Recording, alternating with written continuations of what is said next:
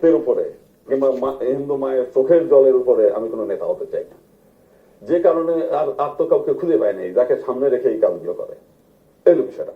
তো সেই কারণে এটা তো বড় ধরনের একটা ষড়যন্ত্র, আমরা আগেই জানি।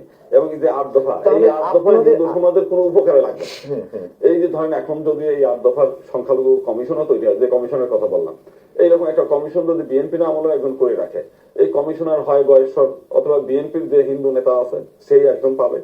ওনার কাছে তো যদি বিএনপির কর্মী যদি নির্যাতন করে তো চোখেই পড়বে না সেটা। এবং কমিশনার আমি যে ভেরি ইন্টারেস্টিং একটা ব্রেকিং নিউজ দিলেন, আমি জানি না আজাদ মজুমদার এই বিষয়ে অবগত আছেন কিনা।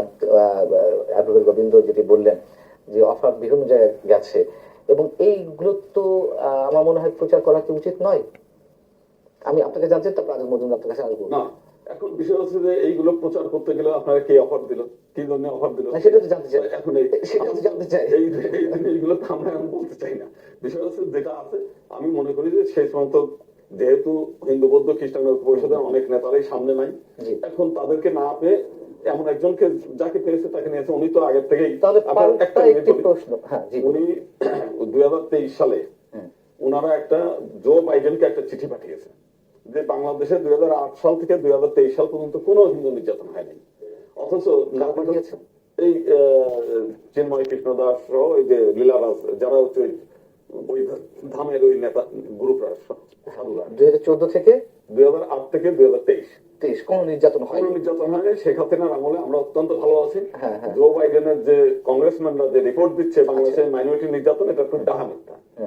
তার মানে হচ্ছে সে তো মানে আগের থেকেই পরীক্ষিত নেতা তাদের কাছে, যে সে কাজগুলো আগে করে আসছে। তো মূল বিষয় হচ্ছে যে কারণে তাকে বেছে নিয়েছে। আপনার কাছে একটা পাল্টা প্রশ্ন থাকবে, তার আগে আমি আজাদ মজুমদার আপনার কাছে একটা প্রশ্ন রেখে বিরতিতে যাব।